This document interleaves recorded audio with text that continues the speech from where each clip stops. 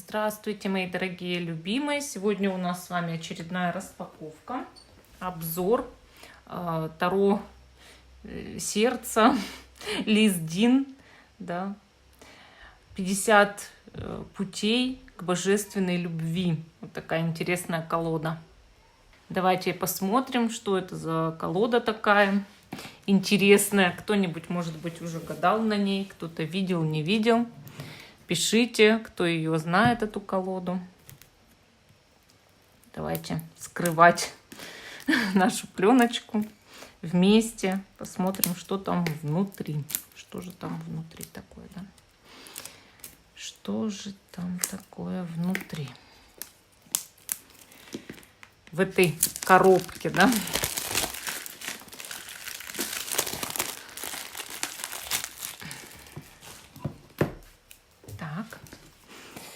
Вот так, видите, коробка открывается.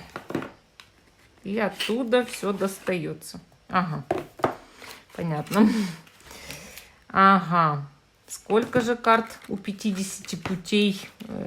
Непонятно, сейчас узнаем. Я вообще думала, что это хотя бы минимум 50 карт. Да, 25, все уже нашла.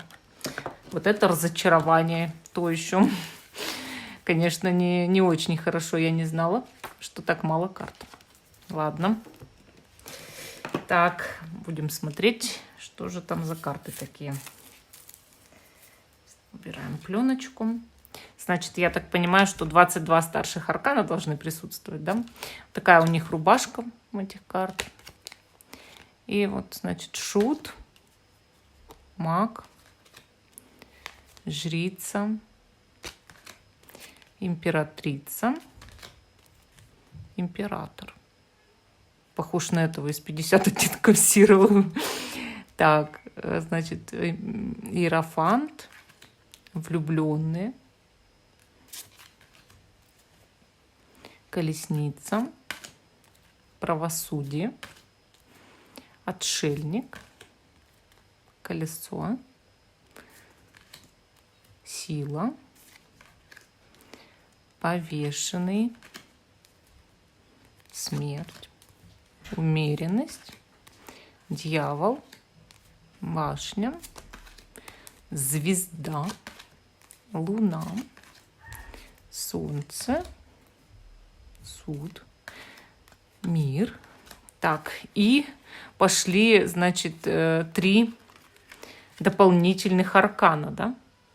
Получается, 22-й это у нас уже не шут, он только нулевой, а это у нас вера, да, вера.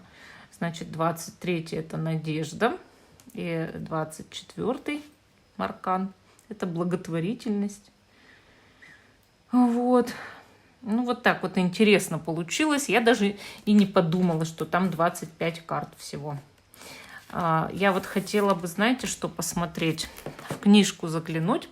Ну, получается, данная Лиз Дин, которая является автором, может быть, предложила на таких картах расклады. Вот сама колода, значит, выпускается с 2005 года. То есть люди-то пользуются, да, пользуются этой колодой. И вот мне очень интересно, предлагала ли дама, вот, предложила где-то дама расклады. Я сейчас прям листала и наткнулась. Я прям увидела карты нарисованные. Ну-ка, ну-ка, ну-ка. И где? В начале, что ли, где-то? Ага, вот. Вот, она предложила. Вот. Видите? Значит, про любовь тут, да? Ой-ой-ой. Много она предложила-то.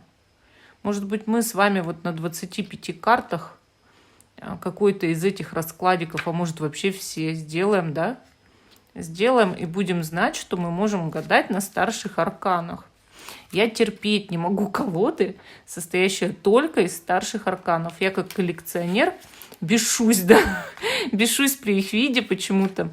Мне кажется, вот как будто лень кому было над младшими арканами поработать, а если даже и не лень, да, или вообще, даже если лень, ты можешь сделать их просто, даже цифры вот так нарисовать, и то было бы легче, чем вообще без них, потому что Ну, просто гадать на старших арканах, я не знаю, ну, очень, как бы есть расклады на старших арканах, я не спорю, вот она целую книжку написала, но мне кажется, что это нехорошо. То есть вот пишите свое мнение, вот вообще вы считаете, колода Таро должна состоять только из старших арканов, или она должна состоять из всех арканов, из старших и младших, и вот в этом, наверное, суть колоды, да? А не просто гадать на старших арканах, а вот тебе дальше лень было создавать. Ну вот пишите свое мнение, понравилось вам вот это все дело или нет. Или вам проще погадать, как на рунах, да, помаленьку. Может быть, так вам понятнее было бы. Вот пишите свое мнение обязательно. Всем пока и до новых встреч.